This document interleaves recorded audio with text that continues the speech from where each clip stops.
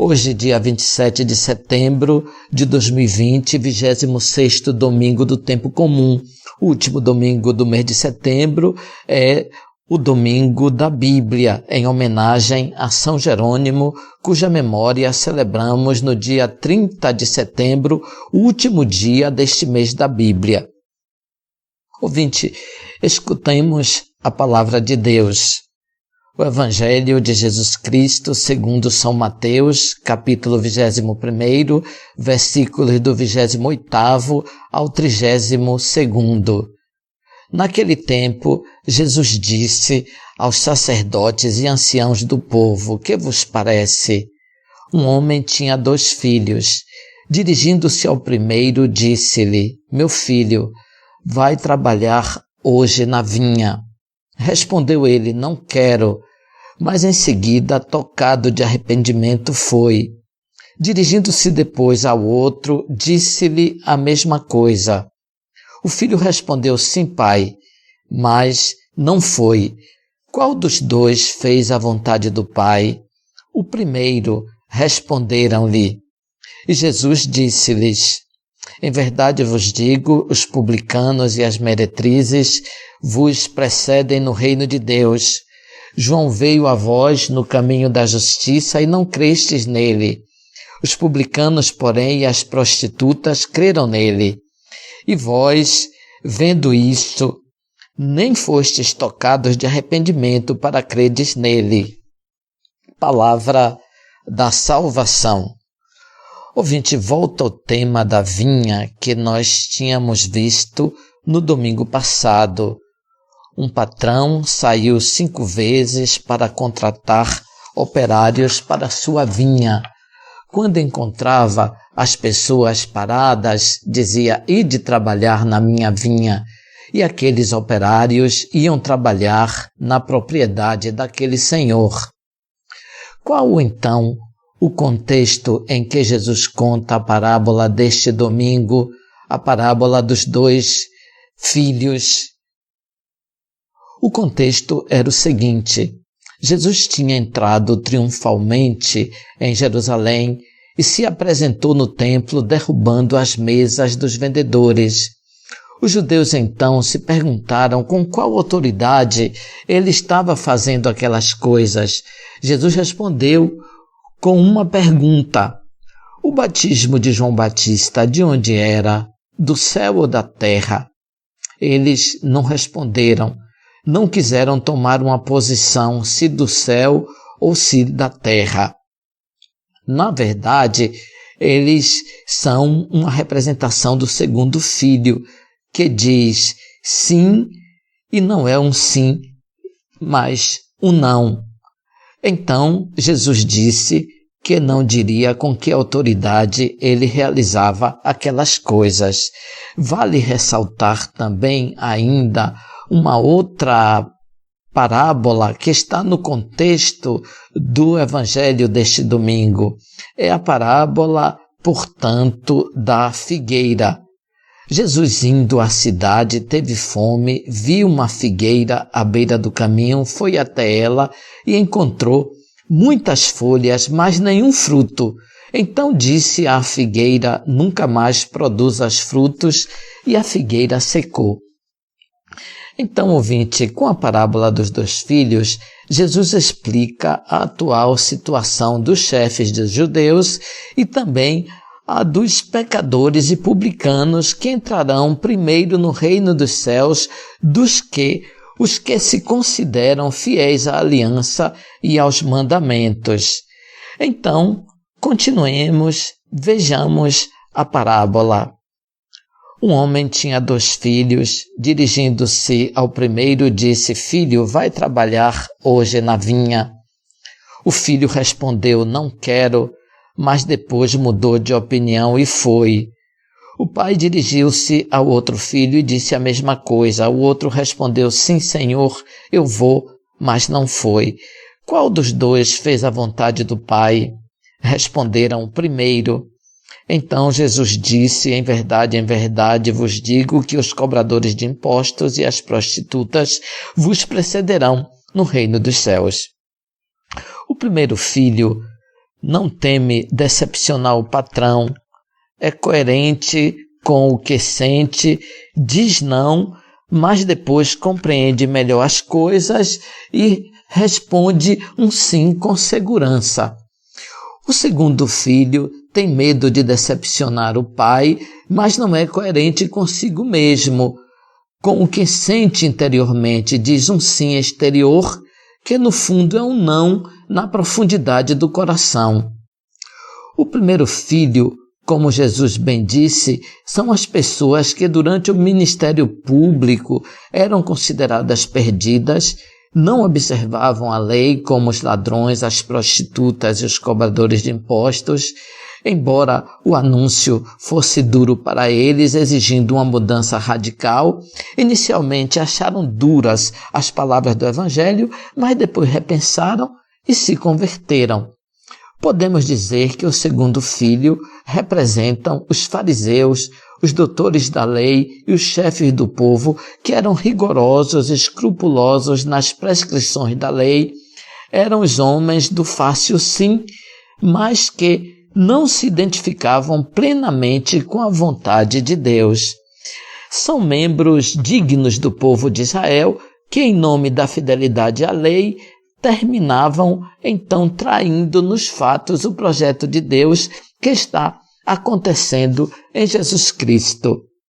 Os chefes religiosos, no início, apoiaram Jesus e reconheceram nele um profeta, pensando que Jesus iria se contrapor ao poder romano.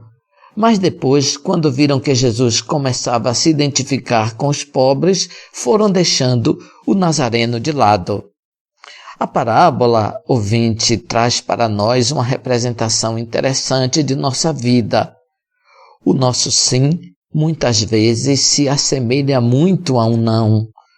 Isto é, porque estamos um pouco desmotivados para fazer certas coisas e não estamos apaixonados por elas, o nosso sim não tem profundidade e autenticidade. Dizemos um sim que mais se parece com um não. Muitas vezes nós somos, então, como o segundo filho. Dizemos sim e não fazemos nada. Num momento de entusiasmo, dizemos que faremos tudo por Deus, depois o abandonamos. Muitas vezes no Evangelho, Jesus falou a respeito da contradição entre dizer e fazer. O que conta é fazer a vontade de Deus. Com a figura de um pai terreno, Jesus quer dizer que o Pai Celeste quer que cada filho seu trabalhe pelo seu reino, que se dedique ao anúncio do Evangelho com grande paixão. Com relação à resposta diferente dos dois filhos, podemos também considerar que as palavras enganam. Pronunciando-as, pensamos que fizemos muitas coisas. Não todos os que dizem Senhor, Senhor entrarão no reino dos céus, mas somente aqueles que fazem a vontade de Deus. Quem está próximo de Deus, como pensavam os chefes dos judeus, os escribas e os fariseus, eles pensavam que já faziam muitas coisas por Deus e se sentiam em paz e salvos. Muitas vezes, pessoas que não estão tão próximas do Evangelho podem apresentar comportamentos mais sérios e mais autênticos. Uma conversão tardia é melhor do que uma autojustificação que pensa não ter necessidade de nenhuma conversão. Trabalhar na vinha é aquilo que eu posso fazer para este mundo. Eu tenho um patrimônio que me foi confiado, tenho dons, capacidades, uma certa sensibilidade, tenho muitas possibilidades, algo que me queima por dentro, muitas vezes dentro de mim como possibilidade. Agir quer dizer reconhecer tudo isso, compreender que eu posso ser e posso me transformar. Agir significa dizer sim a mim mesmo. Para um padeiro, agir é fazer o pão com todo o coração. Para um agricultor, é trabalhar na terra. A maior vocação é dizer sim à própria vida, ao que ela nos propõe. Ir à vinha é tornar real o que eu preciso me tornar e o que eu penso no fundo do meu coração. Muita gente trabalha, realiza muitas coisas, mas não faz o que deveria fazer. Então permanece uma potencialidade não realizada, um recurso inutilizado, uma vida não vivida, um tesouro não descoberto. Por isso fica triste. Fiz muitas coisas, mas não aquilo que eu deveria fazer. Agora, ouvinte, nós podemos compreender melhor a primeira leitura, que diz: se o ímpio se arrepender de todos os pecados cometidos e guardar todas as minhas leis e praticar o direito e a justiça, viverá com certeza e não morrerá. Nenhum dos pecados que cometeu será lembrado contra ele. Viverá por causa da justiça que praticou. Será que eu tenho prazer na morte do ímpio, oráculo do Senhor? Não desejo antes que mude de conduta e viva? Ezequiel capítulo 18. O profeta quer demolir o senso de fatalidade e desencorajamento dos judeus no exílio, explicando os males com as faltas dos pais, mas o profeta quer insistir na responsabilidade pessoal. Se resolvemos amar a Deus hoje, praticar os seus mandamentos, então viveremos. Quem se arrepender dos pecados, quem se colocar à disposição do Senhor, viverá. Ouvinte, nós podemos passar de uma situação a outra, do mal para o bem e do bem para o mal.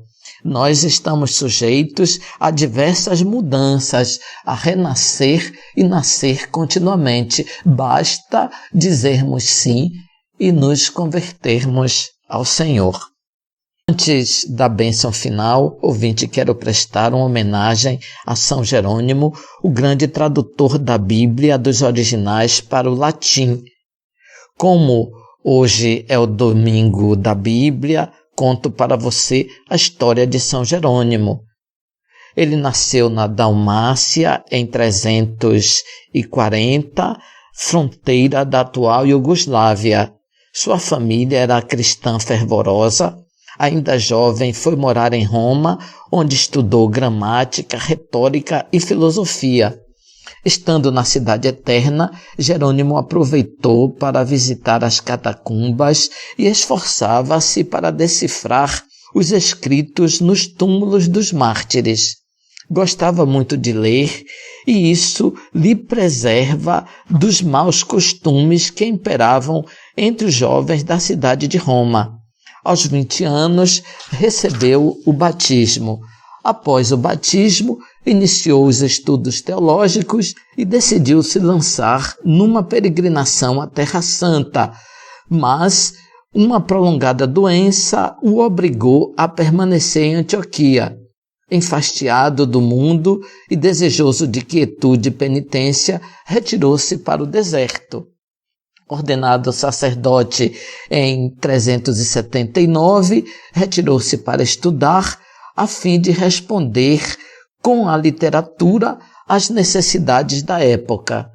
Tendo estudado as línguas originais para melhor compreender as Escrituras, Jerônimo pôde, a pedido do Papa Dámaso, traduzir com precisão a Bíblia para o latim, língua oficial da Igreja. Essa tradução recebeu o nome de Vulgata, tradução do povo. São Jerônimo saiu de Roma e foi viver definitivamente em Belém no ano de 386, onde permaneceu como monge penitente e estudioso, continuando as traduções bíblicas até falecer em 420, aos 30 de setembro, com praticamente 80 anos de idade. A Igreja o declarou padroeiro de todos os que se dedicam ao estudo da Bíblia e fixou o dia da Bíblia no dia do seu aniversário de morte, ou seja, no dia 30 de setembro. O Papa Clemente VIII afirmou que Jerônimo, no trabalho de sua tradução, foi assistido, inspirado pelo Espírito Santo. A sua tradução substituiu todas as outras existentes até então e se tornou a tradução oficial da Igreja. Comentando o livro do profeta Isaías, São Jerônimo escreveu assim: ninguém pense que desejo reunir em breves palavras o conteúdo deste livro, pois essa escritura contém todos os mistérios do Senhor. Tudo o que a língua humana pode proferir e uma inteligência mortal pode receber está contido neste livro. Será para vós a visão de todas as coisas como as palavras de um livro selado. Ouvinte, o que São Jerônimo disse do livro do profeta Isaías pode ser aplicado a toda a Escritura. O Senhor esteja convosco, Ele está no meio de nós. Abençoe-vos Deus Todo-Poderoso, Pai, Filho, Espírito Santo. Amém. Ouvinte, louvado seja nosso Senhor Jesus Cristo, para sempre seja louvado.